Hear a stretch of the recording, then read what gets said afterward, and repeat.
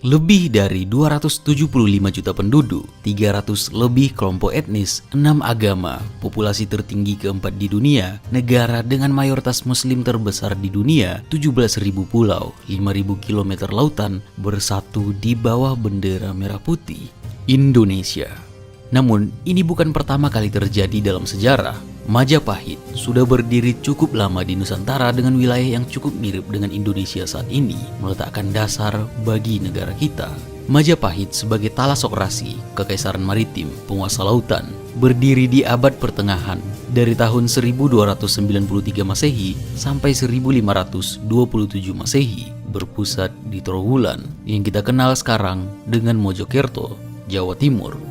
Majapahit penuh dengan cerita menakjubkan, mulai dari kemegahan, kekayaan, budaya, pemberontakan, kejayaan, perang saudara, dan nantinya kehancuran, dan menjadi salah satu yang paling menonjol dalam pengembangan politik, ekonomi, dan perdagangan global. Dan dalam video kali ini, kita akan mencoba untuk mengeksplor kegigihan dan ambisi yang mendefinisikan salah satu kerajaan terbesar dalam sejarah Nusantara. Ketika orang-orang Austronesia, pelaut terbesar yang pernah hidup, berlayar dari Taiwan ke Jawa sekitar 3.500 tahun yang lalu, mereka langsung menempatkan daratan dan laut baru itu menjadi rumah mereka dan keturunan-keturunan mereka, yang nantinya membangun beberapa kerajaan paling kaya dalam sejarah. Jawa menjadi tempat yang cocok untuk tempat tinggal karena merupakan salah satu tanah paling subur di bumi, dengan 18 gunung berapi aktif yang tersebar, menciptakan tanah paling produktif. Selain itu, Jawa juga adalah gerbang ke Selat Malaka, pusat utama dari jalur sutra maritim, yang sejak zaman kuno telah menghubungkan Cina dengan peradaban kuno India, Persia, Arab, dan yang lainnya, dengan angin muson musiman yang mempermudah perjalanan ini. Sejak abad pertama Masehi, rempah-rempah di Indonesia telah melakukan perjalanan sejauh Kekaisaran Romawi, dan ini mayoritasnya didistribusikan oleh penguasa Jawa. Dengan semua ini, tidak mengherankan bahwa kerajaan-kerajaan yang berpusat di Jawa mampu mencapai tingkat kekuasaan yang luar biasa. Angin muson meniup pedagang asing ke Nusantara, yang dengan itu juga membawakan filosofi, ilmu pengetahuan, prinsip politik, dan juga agama. Austronesia awalnya adalah penganut animisme, namun kontak terus-menerus dengan peradaban India membuat mereka perlahan mengadopsi agama Hindu dan Buddha. Dan mulai dari tahun 8 Masehi, para penguasa mulai menggambarkan diri mereka sebagai avatar dari para dewa-dewa seperti Wisnu dan Siwa, dan menyebut diri mereka sebagai Dewa Raja atau Raja Dewa. Monumen-monumen raksasa kemudian didirikan menjadi bukti kemuliaan kerajaan seperti Candi Prambanan dan Candi Borobudur. Ini terjadi sebagian besar di kerajaan Mataram kuno yang berdiri pada abad ke-8 dengan raja-raja seperti Rakai Pikatan dan Dyah Balitung yang berhasil memperluas wilayah dan pengaruh kerajaan mereka. Pada abad ke-10, kerajaan Sriwijaya yang berpusat di Sumatera menginvasi Mataram dan membuatnya memundurkan ibu kota dari Jawa Tengah ke Jawa Timur. Dan pemindahan ini membuat kerajaan Medang terbangun sebagai ganti dan penerus dari tradisi dan kebudayaan Mataram kuno di wilayah Jawa Timur. Dan pasukan Wirawari yang diduga bersekutu dengan Sriwijaya pada tahun 1016 menyerang kembali Medang dan menghancurkan ibu kota. Namun, Airlangga, putra mahkota, berhasil melarikan diri dan mendirikan kerajaan baru, Kahuripan. Dan nantinya, untuk mencegah konflik antar pewarisnya, dia membagi Kahuripan menjadi dua kerajaan, yaitu Kerajaan Janggala dan Kerajaan Panjalu. Ken Arok pada abad ke-13, bangsawan dari Kerajaan Janggala, berhasil merebut kekuasaan dan mendirikan Kerajaan Singasari pada tahun 1222. Dan kerajaan ini mencapai puncaknya di bawah Kertanegara yang melakukan ekspedisi Pamalayu, memperluas pengaruh ke Sumatera dan menguasai kembali wilayah yang dikuasai oleh Sriwijaya. Dan disinilah Kubilai Khan, penguasa dinasti Yuan atau Mongol di Tiongkok, mulai merasakan ketertarikan terhadap Singasari yang mendorongnya mengirim utusan bernama Mengci untuk menuntut upeti dari kerajaan tersebut. Mongol ingin mengingatkan bahwa Jawa secara tradisional adalah vasal upeti Yuan. Namun, Kertanegara menolak tuntutan tersebut dan bahkan mempermalukan Mengci dalam prosesnya. Ini membuat Kubilai Khan mengirim ekspedisi besar ke Jawa pada tahun 1293. Sekitar 1.000 kapal dengan 20.000 orang berlayar. Namun setahun sebelumnya, Jaya Kadwang, Adipati Kediri, bagian dari Singasari, melakukan pemberontakan dengan menyerang ibu kota di saat Kertanegara fokus dengan ekspedisi Pamalayu yang sedang dia lakukan.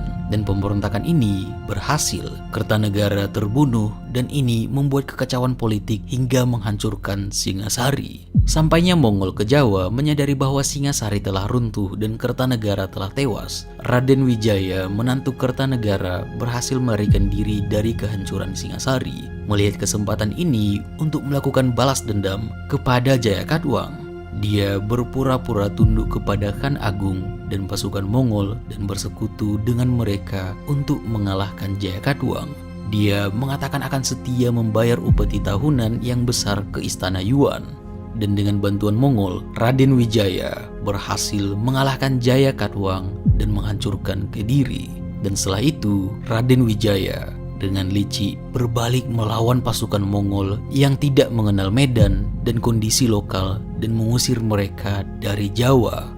Mereka menyerang dari perbukitan dan hutan dan melakukan perlawanan asimetris terhadap penjajah Mongol. Mengetahui bahwa perang gerilya berkepanjangan akan menghancurkan mereka dengan mendalam dan angin muson yang akan segera berakhir akan menjebak mereka selama 6 bulan sebelum angin selanjutnya datang, para komandan Yuan memutuskan untuk meninggalkan Jawa dan berlayar pulang. Dan dengan ini, Raden Wijaya dengan kehandalan politiknya akhirnya mendirikan kerajaan Majapahit pada 10 November 1293 dan memahkotai dirinya sendiri sebagai raja pertama dengan gelar Kertarajasa Jayawardhana.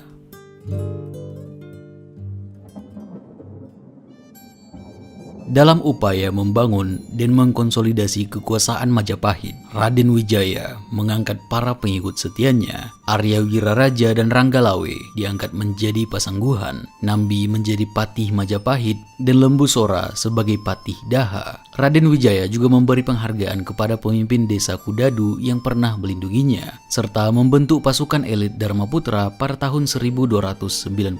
Setahun setelahnya, pada tahun 1295, Majapahit mengalami perang saudara pertama akibat intrik Mahapati yang telah mengasut Ranggalawe untuk memberontak karena kecewa atas pengangkatan Nambi sebagai pati. Konflik ini berakhir tragis dengan kematian Ranggalawe. Arya Wiraraja kemudian menuntut janji pembagian wilayah dan Raden Wijaya mengabulkannya, membagi Majapahit menjadi Majapahit Barat di bawah Wijaya dan Majapahit Timur di bawah Wiraraja dengan ibu kota di Lamajang. Pada tahun 1300, Lembu Sora membunuh Kebo Anabrang sebagai pembalasan atas kematian Ranggalawe dalam pertempuran Tambak Beras. Mahapati memanfaatkan situasi ini untuk menyebarkan rumor bahwa Lembu Sora berencana memberontak yang berujung pada pembunuhan Lembu Sora dan 2 rekannya oleh kelompok yang dipimpin oleh Nambi. Insiden ini memperdalam perpecahan di dalam kerajaan.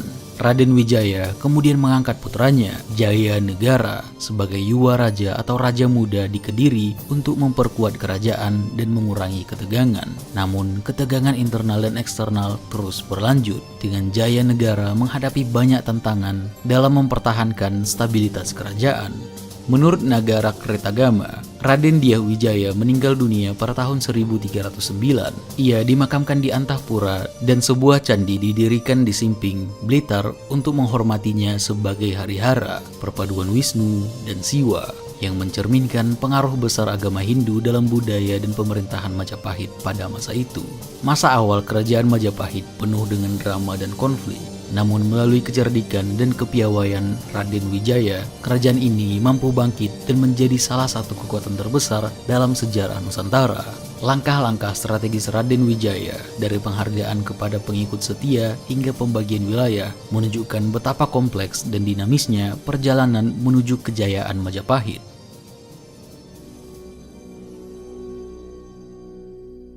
Setelah wafatnya Raden Dyah Wijaya, tahta Majapahit diwarisi oleh Jaya Negara. Ia berupaya memperkuat dan memperluas pengaruh kerajaan dengan meneruskan kebijakan-kebijakan ayahnya. Namun, masa pemerintahannya diwarnai oleh serangkaian pemberontakan dan ketidakstabilan politik. Nambi, sang patih Majapahit, melakukan pemberontakan karena Jaya Negara memperparah status genealogisnya yang bukan keturunan langsung dari Kertanegara. Pada tahun 1311, Nambi mengunjungi ayahnya yang sakit. Peran istana raja di Lumajang. Mahapati melaporkan bahwa Nambi sedang merencanakan pemberontakan yang membuat Jayanegara memerintahkan serangan terhadap Nambi pada tahun 1316. Pasukan Majapahit berhasil menguasai benteng Pajarakan dan Nambi beserta keluarganya tewas. Pada tahun 1319, Rakuti, salah satu anggota pasukan elit Dharmaputra, memberontak akibat ketidakpuasan terhadap Jayanegara. Konflik ini membuat Jayanegara mengungsi di rumah kepala desa Badandar. Gajah Mada, salah satu pemimpin militer terbaik sejarah Nusantara, muncul dan berhasil mengatasi pemberontakan ini dengan membunuh Rakuti dan mengembalikan stabilitas sementara di dalam kerajaan. Namun pada tahun 1328, Jayanegara akhirnya berhasil dibunuh oleh Tanca, salah satu anggota pasukan elit Dharmaputra, yang dendam karena istrinya digoda oleh sang raja. Tanca menikam Jayanegara saat pengobatan bisul dan nantinya dia dibunuh oleh Gajah Mada sebagai pembalasan. Setelah Jayanegara meninggal tanpa keturunan, situasi suksesi tahta menjadi rumit. Ibu Suri Gayatri, satu-satunya istri Raden Wijaya yang masih hidup, secara teoretis berhak atas tahta. Namun karena ia telah menjadi biksuni, biarawati dalam tradisi Buddha, ia tidak bisa memerintah. Sebagai solusi, putri sulungnya, Dia Gitarja, yang dikenal dengan gelar Tribuwana Wijaya Tunggadewi, naik tahta. Masa pemerintahan Jayanegara penuh dengan konflik dan intrik dan sangat susah untuk mempertahankan kestabilan dan kekuasaan, dan mungkin hanya bisa bertahan dikarenakan tokoh-tokoh penting seperti Gajah Mada yang menjaganya. Tribuwana Wijaya Tunggadewi sebagai raja baru di kerajaan Majapahit mendapatkan sambutan hangat dari para pejabat dan rakyat Majapahit. Berbeda dengan kakak tirinya Jayanegara yang pernah memimpin sebelumnya, Tribuwana memiliki karakteristik dan sifat yang lebih disukai oleh banyak pihak. Tribuwana memulihkan kepercayaan para pejabat dan memperkuat fondasi kerajaan. Didukung oleh suaminya, Sri Kertawardhana yang juga keturunan Singasari, ia memastikan stabilitas dan kepercayaan di dalam pemerintahan. Kepemimpinannya membawa perubahan signifikan, memperkuat struktur dan fungsi pemerintahan Majapahit. Tribuwana menunjukkan kepemimpinannya dengan menaklukkan pemberontakan di Sadeng dan Keta pada tahun 1331. Dengan bantuan Gajah Mada, ia memimpin pasukan Majapahit untuk mengatasi perselisihan ini, memperkuat otoritasnya. Setelah penaklukan Sadeng, Rakrian Mahapati Aryatada mengundurkan diri dan mengangkat Gajah Mada sebagai penggantinya. Gajah Mada kemudian mengucapkan sumpah palapa menggunakan gada, senjata tongkat perang, sebagai simbol kekuatan. Bersumpah untuk tidak akan menikmati kesenangan sebelum menyatukan seluruh Nusantara di bawah Majapahit. Di bawah kepemimpinan Tribuwana dan strategi Gajah Mada, Majapahit memulai ekspansi besar-besaran. Pada tahun 1343, Majapahit berhasil menaklukkan Bali dan berbagai kerajaan di Nusantara, termasuk Sumatera. Ini menandai awal puncak kejayaan Majapahit. Pada tahun 1350, setelah kematian ibunya Gayatri, Tribuwana turun tahta dan menyerahkan kepemimpinan kepada putranya, Hayam Wuruk. Meskipun turun tahta, ia tetap berperan penting sebagai anggota Sabta Prabu, Dewan Pertimbangan Agung Kerajaan, memimpin Majapahit melalui periode transformasi dan ekspansi, mengatasi konflik internal dan memperkuat kerajaan. Kepemimpinannya didukung oleh Gajah Mada, membawa Majapahit menuju puncak kejayaannya, menjadikan kerajaan ini menjadi kekuatan dominan di Nusantara.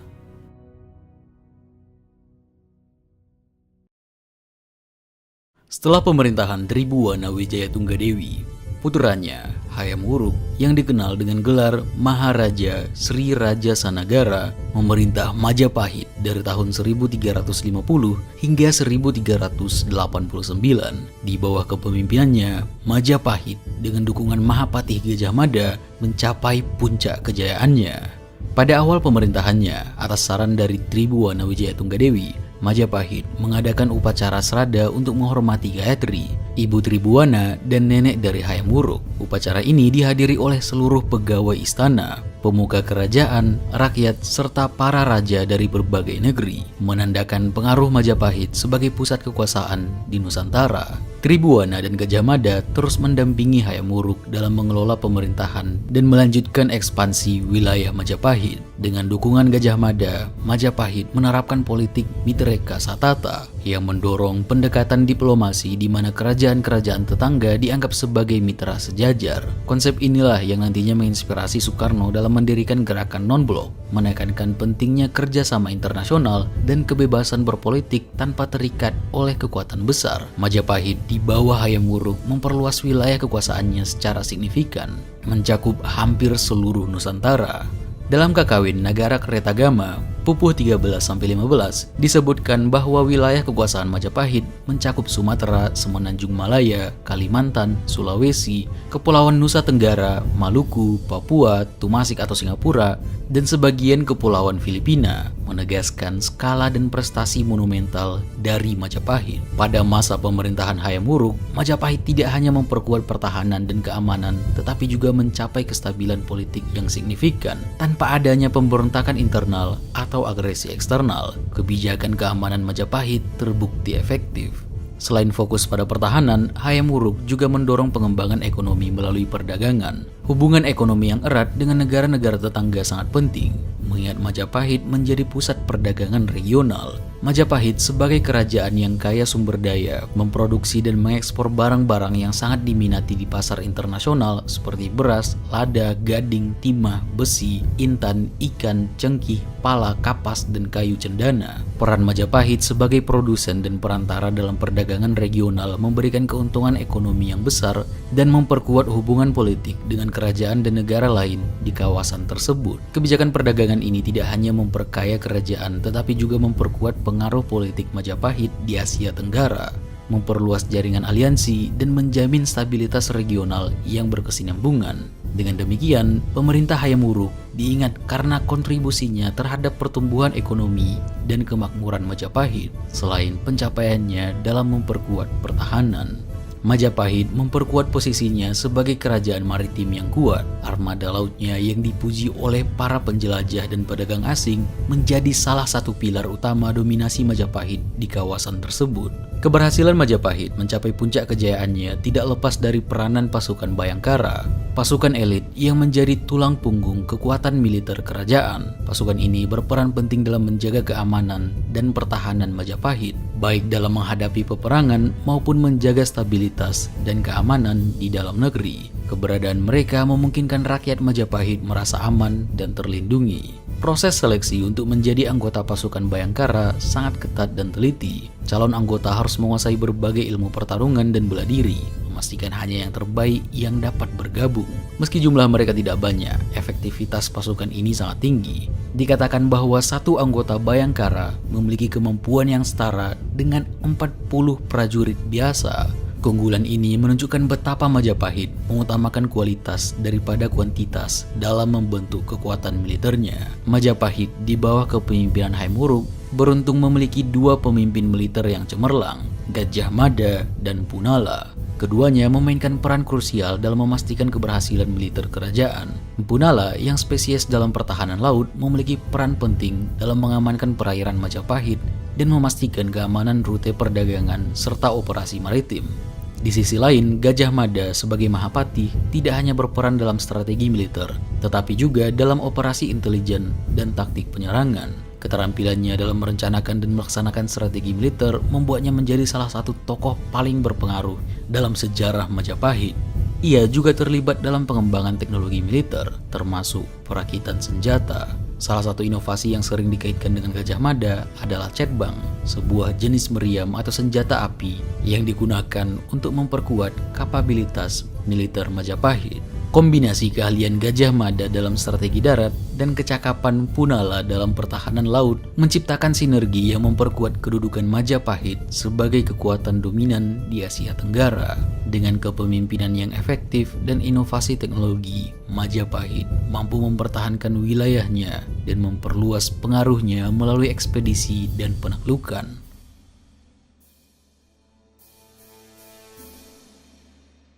Pada masa keemasannya, Majapahit mengalami kemajuan signifikan dalam bidang maritim dan menikmati kemakmuran ekonomi yang berlimpah. Kerajaan ini mengembangkan sistem perekonomian yang dinamis, ditandai dengan perdagangan antar kerajaan yang lancar, serta penerapan mata uang logam sebagai alat transaksi yang memudahkan perdagangan dan standarisasi nilai barang. Kerukunan sosial yang terjalin di Majapahit didukung oleh filsafat Bhinneka Tunggal Ika, Tanhana Dharma Wangro, yang berarti berbeda-beda tetapi tetap satu, tidak ada dualisme yang abadi. Filsafat ini menjadi prinsip yang mengatur kehidupan sosial dan politik di Majapahit, mendorong keragaman agama dan etnis untuk hidup berdampingan dalam harmoni. Filsafat ini juga yang nantinya menjadi inspirasi bagi ideologi Pancasila di negara kita, Indonesia, yang tetap relevan dalam menjaga kerukunan dan kesatuan di tengah keragaman budaya dan agama. Dalam skala internasional, Majapahit mendapatkan pengakuan sebagai kekuatan yang kuat dan stabil. Hubungan perdagangan dengan kerajaan tetangga seperti Thailand, Singapura, dan Malaysia menunjukkan jaringan dagang yang luas dan saling menguntungkan, memperkuat posisi Majapahit sebagai pusat perdagangan dan politik di kawasan Asia Tenggara. Interaksi ini tidak hanya melibatkan pertukaran barang, tetapi juga pengaruh budaya dan politik, menciptakan era perdamaian dan kemakmuran yang memungkinkan Majapahit mencapai puncak kejayaannya. Pada tahun 1363, Majapahit telah menjadi kekuatan laut dengan puluhan vasal, ratusan kelompok etnis, ribuan pulau, dan lebih dari 5.000 km lautan, menjadikannya penguasa laut terbesar di dunia pada saat itu dan terbesar dalam sejarah Nusantara. Pada puncaknya, Majapahit menguasai teras-teras padi di Jawa, jalur pelayaran Malaka, dan pulau-pulau rempah di Maluku. Ini menjadikannya kekuatan agraris, maritim, dan pesaing serius di antara kekaisaran terkaya di dunia. Rantai perdagangan Majapahit meluas melintasi lautan, menjaga hubungan dagang dengan kekaisaran Vijayanagara di India Selatan dan berbagai negara di Asia Tenggara maritim seperti Champa, Dai Viet, Kekaisaran Ayutthaya, dan Kekaisaran Khmer. Bahkan hubungan Cina-Jawa kembali stabil setelah dinasti Ming menggantikan dinasti Yuan. Majapahit tidak hanya mengandalkan kekuatan ekonomi saja, mereka memiliki angkatan laut yang kuat dengan kapal perang utama bernama Jong. Kapal ini dapat dengan mudah berhadapan dengan kapal dari zaman penjelajahan Eropa. Majapahit mampu merakit armada hingga 400 Jong bersama dengan ribuan kapal kecil lainnya. Selain itu, Majapahit adalah salah satu dari sedikit negara abad pertengahan yang cukup kaya untuk memiliki pasukan tetap penuh waktu. Pasukan profesional ini berjumlah 30.000 prajurit, terdiri dari infanteri, kereta perang, dan penunggang gajah. Dengan kontribusi dari vasal mereka di seluruh kepulauan Nusantara, Majapahit dapat merakit hingga 200.000 tentara, jauh melampaui jumlah tentara di Eropa pada masa itu. Selama pemerintahan emas Hayam Wuruk, kemewahan istana Majapahit tidak mengenal batas. Raja sendiri dikatakan ikut serta dalam pertunjukan gemerlap pada zaman itu, naik ke panggung dengan topeng emas untuk menampilkan tarian topeng yang membutuhkan waktu bertahun-tahun untuk dikuasai. Sesuai tradisi Deva Raja, penguasa Majapahit memperoleh hak untuk memerintah dengan alasan menjadi inkarnasi dewa di bumi. Raden Wijaya, pendiri dinasti Majapahit, digambarkan secara anumerta oleh keturunannya sebagai Harihara, gabungan Dewa Siwa dan Wisnu. Kerajaan Majapahit adalah pusat global budaya dan pembelajaran selama tahun-tahun emasnya. Ibu kotanya di Trowulan adalah pelabuhan kosmopolitan yang berkembang dengan pedagang dan pejabat dari Cina, Bengal, Gujarat, Persia, dan sekitarnya berbaur di jalan-jalannya. Bahkan petualang dari Eropa seperti biarawan Franciscan Odoric dari Pordenone menambahkan keragaman ekstra pada wilayah Majapahit. Kehidupan beragama juga sangat kuat, dengan agama Buddha dan Hindu hidup dalam harmoni penuh satu sama lain. Keduanya meninggalkan jejak fisik mereka di tanah. Kerajaan Majapahit menunjukkan organisasi sosial yang lebih kompleks dibandingkan kerajaan-kerajaan di Nusantara yang mendahulinya. Dinamika sosial dan ekonomi yang berkembang di Majapahit mencerminkan adaptasi mereka terhadap perubahan zaman, terutama dalam hal orientasi ekonomi yang menjadi kunci kelangsungan hidup sebagai bangsa. Majapahit dikenal sebagai masyarakat dengan sistem kehidupan yang erat kaitannya dengan air dan perdagangan yang dinamis. Sebagai negara agraris semi-komersial, Majapahit mengandalkan hasil bumi yang berlimpah dari daerah pedalaman yang subur, yang kemudian diangkut ke berbagai tempat untuk diperdagangkan. Keberadaan sungai dan jalan darat memfasilitasi mobilitas pedagang dari berbagai daerah yang datang ke pedalaman untuk mengumpulkan hasil bumi ini dan membawanya ke daerah pesisir. Perdagangan yang berkembang memicu pertumbuhan beberapa kota pelabuhan di daerah pesisir yang menjadi pusat perdagangan dan pelayaran antar daerah serta antar pulau. Menurut Sartono Kartodirjo, seperti yang dilaporkan oleh Bakri tahun 2005, Majapahit memiliki basis ekonomi yang agraris dan semi komersial dengan pengaruh Hindu yang kuat. Hal ini membedakan Majapahit dari Mataram yang agraris dengan pengaruh Islam Hindu, Malaka yang komersial dan berbasis Islam, serta Bali yang agraris dengan pengaruh Hindu yang kuat. Perbedaan ini tidak hanya terbatas pada ekonomi tetapi juga mempengaruhi struktur sosial masing-masing masyarakat, menunjukkan bagaimana kondisi geografis dan ekonomi dapat membentuk kompleksitas dan keunikan sistem sosial dan budaya suatu bangsa. Masyarakat Majapahit adalah contoh sempurna dari masyarakat majemuk, mengingat wilayah kerajaan Majapahit yang sangat luas dengan karakteristik beragam dari setiap daerahnya. Keragaman ini tercermin dalam banyak aspek kehidupan mereka. Di daerah pedalaman yang bersifat agraris, pola kebudayaan cenderung lebih statis dan tertutup, dengan kegiatan yang berkisar pada siklus yang berulang-ulang dan tradisional. Sebaliknya, daerah pantai yang sering berinteraksi dengan pedagang dan bangsa asing menunjukkan kecenderungan yang lebih terbuka terhadap pengaruh dan ide-ide baru. Kehidupan keagamaan di Majapahit juga mencerminkan fondasi toleransi yang kuat dalam masyarakatnya. Majapahit mengakui dan menghormati dua agama besar pada masa itu, yaitu Hindu dan Buddha. Hal ini terlihat dari cara mereka mengintegrasikan pemimpin dan praktik keagamaan dari kedua agama tersebut ke dalam struktur pemerintahannya. Kehadiran kedua agama ini dalam struktur resmi menunjukkan sebuah pendekatan inklusif dan simbiosis yang langka pada zaman tersebut, yang berkontribusi terhadap stabilitas dan kemakmuran dari kerajaan.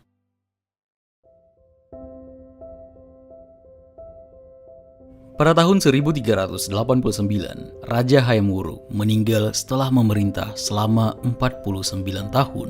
Kematian Hayam Wuruk membuka peluang bagi para Meswara, Raja Hindu dari kota Klien, Singapura, untuk menolak status vasalnya kepada tahta Majapahit. Pasukan Majapahit merespons dengan menyerbu wilayah para Meswara dan mengusirnya dari kotanya. Dipaksa dalam pengasingan, para Meswara kemudian nantinya masuk Islam dengan salah satu alasan memanfaatkan pengaruh perkembangan Islam di Nusantara yang sudah mulai berkembang dari perdagangan dari Arab, Persia, India, dan komunitas Muslim di Cina. Dia mengambil nama Sri Iskandar Shah dan mendirikan kesultanan dengan nama Kesultanan Malaka yang berkembang dengan bantuan Cheng Ho, pelaut Cina terkenal. Antara tahun 1405 dan 1433, Cheng Ho memimpin 7 perjalanan melintasi lautan yang semuanya melewati Jawa dan Selat Malaka. Pada tahun 1411, para Meswara bergabung dengan Cheng Ho dalam perjalanan kembali ke Cina untuk memberikan penghormatan kepada Kaisar Yongle di Beijing. Hubungan politik dengan Cina sangat penting dalam keseimbangan kekuasaan di Asia Tenggara. Sepanjang awal abad ke-15, perlindungan Cina memungkinkan Kesultanan Malaka untuk berkembang, sementara Majapahit memasuki periode kemunduran.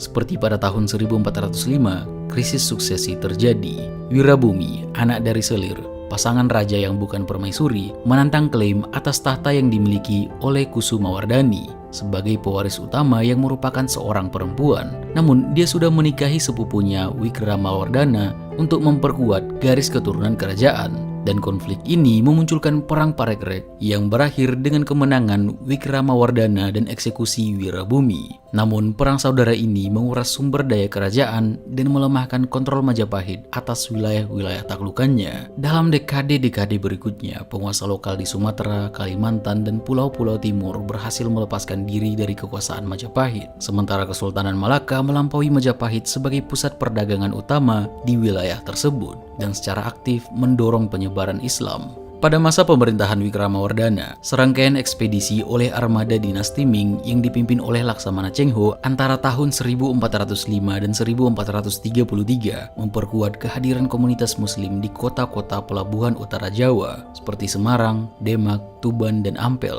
serta membantu penyebaran Islam lebih lanjut di wilayah tersebut. Pada saat yang sama, kebangkitan Kesultanan Malaka menjadi pusat perdagangan dominan di Selat Malaka semakin mengurangi pengaruh Majapahit di kawasan itu. Kombinasi konflik internal, pengaruh asing, dan munculnya kekuatan baru seperti Kesultanan Malaka menyebabkan berkurangnya pengaruh Majapahit yang akhirnya mengarah pada disintegrasi kerajaan di Nusantara. Selama masa pemerintahan Wikramawardhana, kekuasaan Majapahit di Sumatera terbatas pada Indragiri Indragiri, Jambi, dan Palembang. Penyerahan wilayah Indragiri kepada Mansur Shah dari Malaka sebagai bagian dari pernikahan dengan Putri Majapahit menunjukkan berkurangnya pengaruh Majapahit di kawasan itu. Wikramawardhana berkuasa hingga tahun 1429 dan digantikan oleh putrinya Ratu Suhita yang memerintah dari 1429 hingga 1447. Setelah kematiannya, Kertawijaya, adik laki-lakinya, memerintah hingga tahun 1451. Bre Pamotan dengan gelar Raja Sawardhana naik tahta di Kahuripan dan memerintah hingga tahun 1453. Kemudian terjadi lagi krisis pewarisan tahta yang menyebabkan kekosongan kekuasaan hingga Giri Sawardhana, adik Raja Sawardhana, dan putra Kertawijaya memenangkan pertarungan dan naik tahta pada 1456. Ia memerintah hingga tahun 1466 dan digantikan oleh Singa Wikramawardhana. Pada tahun 1468, Bre Kertabumi memberontak melawan Singa Wikramawardhana yang kemudian melarikan diri ke daerah Keling, Daha. Rana Wijaya, putra Singa Wikramawardhana, mengambil alih pada tahun 1474 dan berhasil mengalahkan Kertabumi. Rana Wijaya yang kemudian mengambil gelar Girindrawardhana memerintah hingga tahun 1498 dan digantikan oleh Patih Udara. Setelah kekalahan Bre Kertabumi oleh Rana Wijaya pada tahun 1474, Majapahit mengalami konflik berkepanjangan dengan Kesultanan Demak. Kesultanan yang didasari dari penyatuan beberapa komunitas muslim sebelumnya, yang semakin kesini semakin mendominasi pesisir Jawa. Demak berhasil mengambil alih kontrol atas Jambi dan Palembang yang sebelumnya berada di bawah Majapahit. Konflik ini mencerminkan pergeseran kekuatan di Jawa dari Majapahit ke Demak. Meskipun konflik politik mereda di bawah pemerintahan Patih Udara yang mengakui kedaulatan Demak, konflik kembali muncul ketika Patih Udara berusaha mendapatkan dukungan dari Portugis untuk melawan Demak. Upaya ini gagal dan pada tahun 1527, Demak melancarkan serangan yang mengakhiri eksistensi Majapahit sebagai entitas politik. Dengan runtuhnya ibu kota Majapahit pada tahun tersebut, kekuasaan di Jawa berpindah dari tangan Hindu ke tangan Islam, dengan Pati Unus dari Demak sebagai salah satu pemimpin kunci dalam transisi kekuasaan ini. Kelangsungan budaya dan tradisi Hindu dari Majapahit dilanjutkan oleh mereka yang melarikan diri ke daerah seperti Panarukan dan Belambangan di ujung timur Jawa, dan juga Pulau Bali. Kehadiran mereka membantu mempertahankan adat dan tradisi Hindu di kawasan tersebut. Demak memantapkan posisinya sebagai kekuatan regional dan menjadi kerajaan Islam pertama di tanah Jawa. Sementara Majapahit sebagai simbol kerajaan Hindu besar terakhir di Jawa menandai peralihan era di wilayah tersebut. Kejatuhan Majapahit memicu penyebaran Islam yang semakin kuat di Nusantara.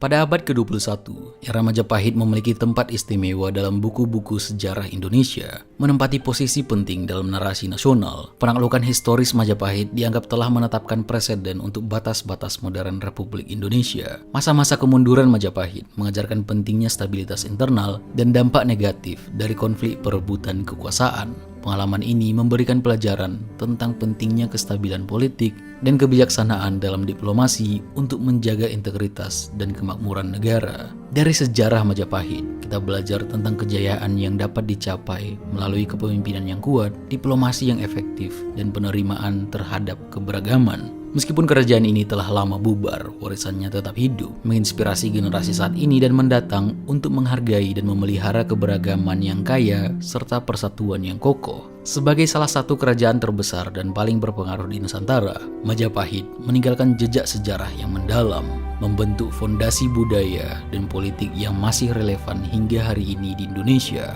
Di puncak kejayaannya, Majapahit bukan hanya sebuah kekuatan militer dan ekonomi, tetapi juga pusat kebudayaan yang melahirkan karya-karya sastra dan filosofis penting, seperti Sutasoma oleh Empu Tantular yang melahirkan moto Bhinneka Tunggal Ika. Filsafat ini yang menjadi prinsip dasar keragaman dan kesatuan Indonesia, menunjukkan betapa Majapahit telah mempraktikkan konsep integrasi dan toleransi budaya jauh sebelum istilah-istilah modern tersebut. Indonesia merangkul warisan Majapahit dengan identitasnya sebagai negara multikultural modern dan perannya sebagai pemimpin ekonomi di panggung dunia. Terima kasih.